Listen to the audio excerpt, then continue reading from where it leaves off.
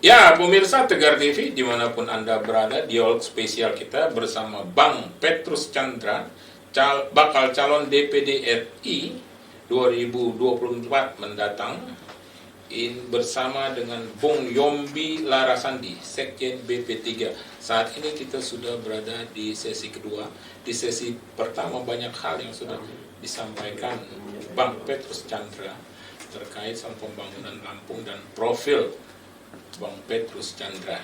Di sesi kedua kita akan menggali lebih jauh terkait soal organisasi dan pengalaman kerja beliau. Ternyata beliau itu adalah Direktur Indo Koperasi. Betul, Pak. Ya, silakan Pak Petrus Chandra untuk menjelaskan organisasi. Pak Petrus. Terima kasih Bang Umar. Selamat datang Bang Yombi. Kalau kita melihat Indonesia, kita di Undang-Undang 45 ada pasal 33 bahwa perekonomian diatur berdasarkan kekeluargaan. Itu merujuk ke koperasi. Tapi ada nggak koperasi yang maju di Indonesia? Malah ada joke, ada anekdot. Artinya koperasi itu kuperasi. Maaf. KUD kita ketua untung duluan. Sehingga image koperasi. Maka kami bersama kawan-kawan mencoba mengatakan, tidak. Koperasi ini adalah soko guru perekonomian bangsa Indonesia. Nah, kita coba membangkitkan kembali semangat koperasi. Kita pernah punya koperasi yang hebat, GKBI, Gabungan Koperasi Batik Indonesia, yang punya kantor yang luar biasa di Bundaran HI, dan banyak lagi. Tapi rata-rata koperasi kita terpuruk.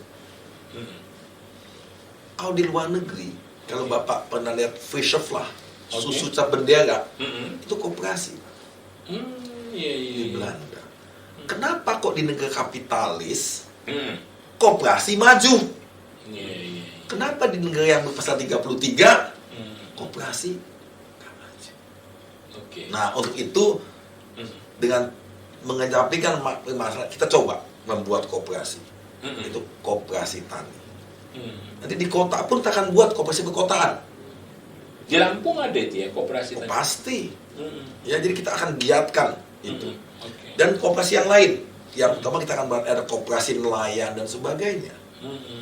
Karena koperasi itu adalah sistem perekonomian yang sangat bagus, di mana anggota itu memegang, kalau perusahaan kan ada pemegang saham.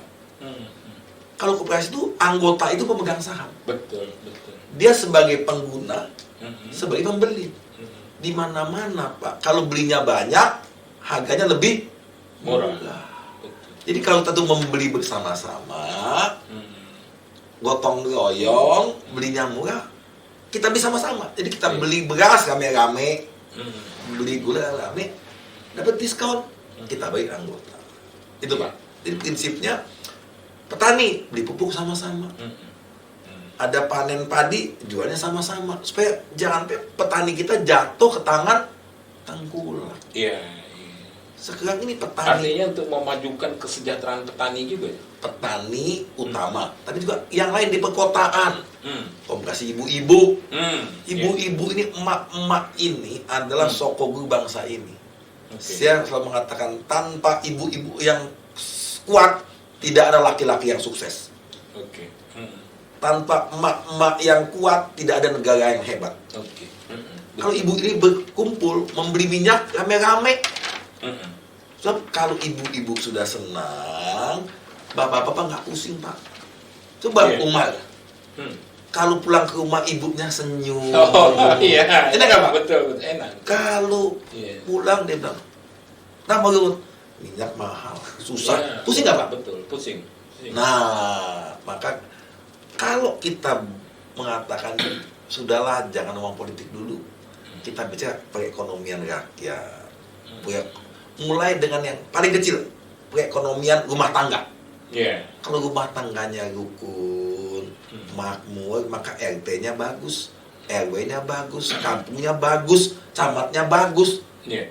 Kan negaranya bagus, Pak. Nah, jadi saya bilang mulai dengan kecil dari bahasa Inggris cooperation, bersama-sama, Sama-sama. kooperatif, jadi kooperasi. Tapi kita melupakan kata itu, Oke. malah diledek, koperasi katanya. Nah, jadi Pak, di Lampung itu kita akan punya atau sudah punya, kita akan kegiatan koperasi tani. Koperasi tani. NU tadi. NU, Oke. ya, tetapi tentu juga kenapa NU? Karena NU paling banyak. Oke. Ya, dan saya bersama NU sudah 20 tahun sejak. Iya. Tapi tentu juga tidak menutup yang lain, ada koperasi mahasiswa dan sebagainya. Tapi intinya saya ingin mengingatkan kepada Bapak Gubernur, anggota Dewan, Kadis Perekonomian dan sebagainya. Jangan lupakan sejarah. Oke.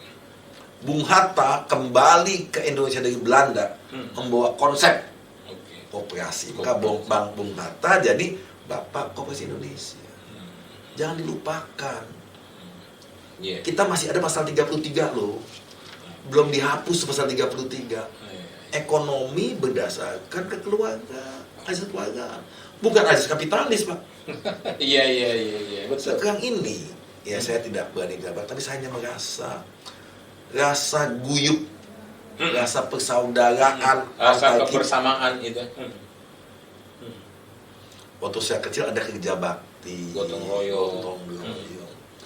Sekarang udah hilang ya. Perlulah Bung Umar, yuk di Iya. Tegal TV kita angkat supaya diingatkan, supaya anak-anak kita itu beroperasi, berkumpul, jangan hanya di rumah mainnya gadget, nonton drama Korea emak-emaknya, iya kan? Saya pernah bilang waktu ketika emak-emak ini kalau ditanya siapa pahlawan nasional mungkin lupa, tapi siapa bintang film Korea apal dia, apalagi ganteng-ganteng. Itu gasnya Bang Yombik nih, pemuda-pemuda. Oh gitu. Bang Petrus Chandra ini yang menarik juga adalah Bang Petrus kan tadi disampaikan adalah Dewan Penasehat Badan Pengusaha Pemuda Pancasila. Ini menarik ini. Ya.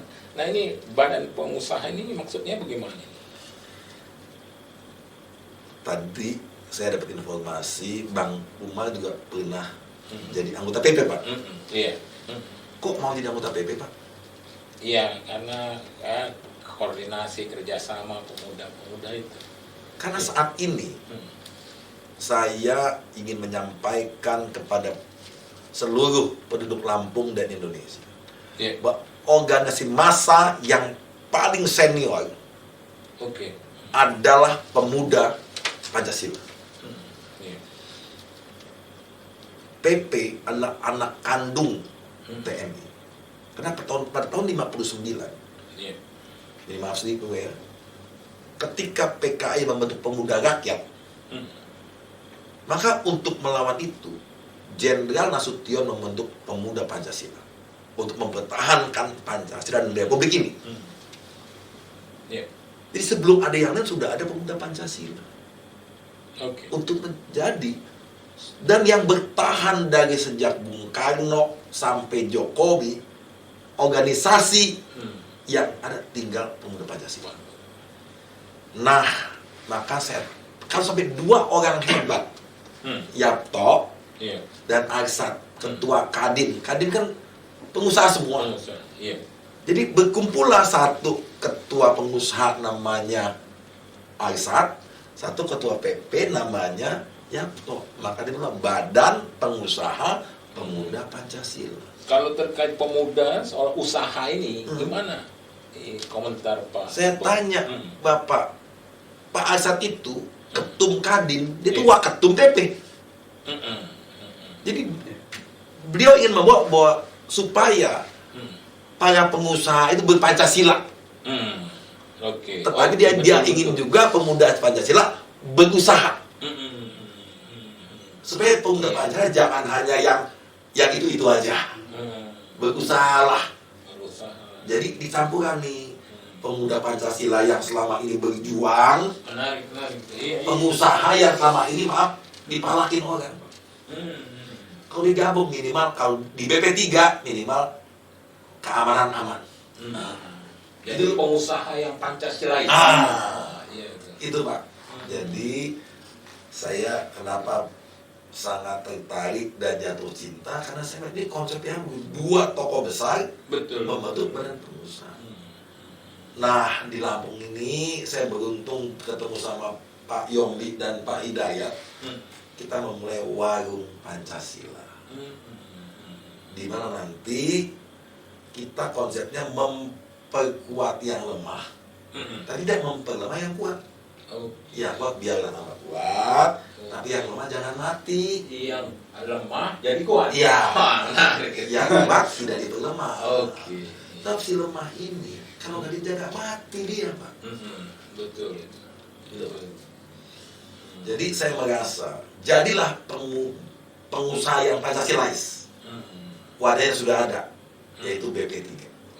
Dan saya mengatakan dengan bergabung dengan BP3 minimal keamanan berusaha itu lebih terjamin. Biarlah kami menjadi garda terdepan melindungi para pengusaha dari gangguan. Kalau nggak ada ya alhamdulillah. Jadi sebelum kita datang ke polisi, kami dululah. Kalau kami sudah tidak sanggup, kami yakin Bung Yombi dan Bung Hidayat kita akan selesaikan masalah. Ya, Bung Yombi, ini menarik apa yang disampaikan Bang Petrus Chandra soal pemuda pengusaha yang Pancasilais. Ini gimana komentarnya? Jadi kembali lagi sangat bangga sebenarnya kami dengan dapat diperkenalkan sama beliau. Memang juga sebagai dewan penasehat di BP3. Dia membawa suatu konsep perubahan yang luar biasa mereka untuk Lampung. Di PP Lampung. Di BP3 Lampung. PP3 di PP lah, PP Lampung. Kan PP ini badan daripada BP3 itu adalah badan dari BP3. Artinya yang memang berusaha pengusaha.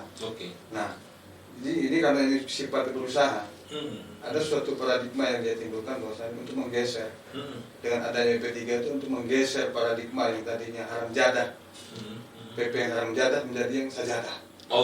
Nah, artinya kenapa kita tidak menerima ini dengan lapang dada gitu? Tapi betul itu bagus itu. Terus. Nah, kemudian dan beliau juga kita tahu persis bahwasanya beliau juga yang perjuangkan yang tadinya Lampung itu tidak masuk dalam daftar 3 yang harus dijalankan di Indonesia. Yang pertama kali yang dia dalam Munas, dalam Mukernas itu yang akan dijalankan itu adalah 3 provinsi. Jawa Barat, DKI, kemudian Banten. Kemudian perjuangan beliau lah yang menemui Ketum Yato dan Ketum Arsyad untuk memasukkan tambahan +1 yaitu Lampung. Iya. Nah, alhamdulillah dengan perjuangan beliau juga, karena kita tahu betul bahwasanya itu bukan hal yang mudah, sehingga kita juga di BP3 menyambut ini dengan sangat-sangat euforia, dengan sangat antusias, sehingga kita juga berkomitmen sama teman-teman bahwasanya program Warung Pancasila yang sudah dicetuskan dan ditelurkan pula di Lampung, kita menggaransi bahwasanya di Lampung mudah-mudahan siap untuk menjalankan program ini secara nasional. Artinya Bang Petrus Chandra ini sudah berbuat untuk pemuda Pancasila. Betul. Jadi ini bukan kaleng-kaleng, Bang. Jadi benar ini memang sudah kita rasakan. Alhamdulillah kita sudah 5 warung Pancasila yang terbentuk di Lampung, yang rencananya ke depan akan terus dikembangkan sampai dengan 100, bahkan bisa sampai 6.000. Karena memang konsep warung Pancasila ini sangat menarik apa yang disampaikan oleh beliau tadi. Sebenarnya menyeimbangkan antara bagaimana berusaha, kemudian dengan segmen ekonomi yang koperasi. Jadi yang memang mengakomodir kebutuhan masyarakat sekarang. Dengan konsep tadi itu kata beliau, tidak memperlemah yang kuat, tapi memperkuat yang lemah. Nah gitu. Jadi memang kami sangat antusias mendengar konsep ini, dan mudah-mudahan sangat berefek nanti bisa dirasakan, terutama pada teman-teman di anggota BP3. Kita akan lanjutkan pada sesi selanjutnya. Ya, pemirsa Tegar TV dimanapun Anda berada, dialog spesial kita sangat menarik dengan Bang Petrus Chandra, bakal calon DPD RI asal Lampung. Kita akan lanjutkan pada sesi berikutnya. Jangan kemana-mana pemirsa, tetap di Tegar TV.